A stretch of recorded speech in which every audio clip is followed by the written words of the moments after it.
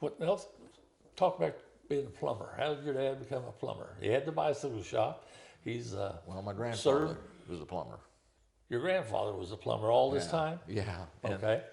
my grandfather was one of 8 kids, and his dad was an attorney, and his dad's name was Christopher Columbus Akin, and he's buried in Claremore.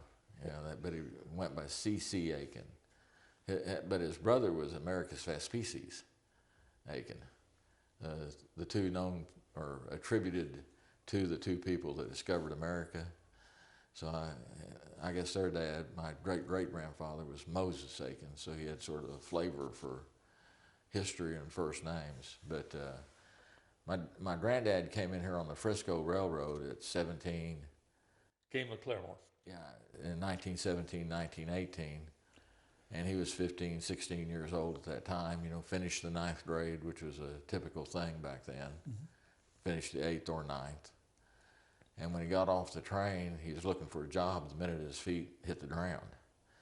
And he looked across from the street, at Catacorner was a Mason hotel annex buildings, and 3rd or 4th down there was a 2-ton truck there that my granddad thought, if he learned to drive that, because not all, knowing how to drive something in 1917, 18 wasn't like it is today, put it in D, drive and go. So when he went in that building to ask for a job, the guy there was a Cannonball Townsend. After a couple of years of that, Harry Cannonball got out of the business because he was just too old, and that's when my grandfather started his business, about 1920. And how old would he have been then? 20. 20? Oh, two, so he'd been 18 or 19. Okay, yeah. But Very young still. yeah, but I think, you grew up fast. Faster back then. And Had to. Food was hard to come by, and housing, and you either worked or you didn't, and developed a lot of character. But and my dad was born in 24, and my grandfather, I think that he married in 22. And it's interesting enough, my dad was born and died within 200 feet of the same place. Same place. Yeah. But anyway, that's how I got into plumbing, was through my grandfather. Okay. Now, prior to World War II, Raymond was the oldest of the kids. He was August 4th birthday, so he didn't turn 18 until 6 or 7, 8, 9, 8 months since the bombing of Pearl Harbor.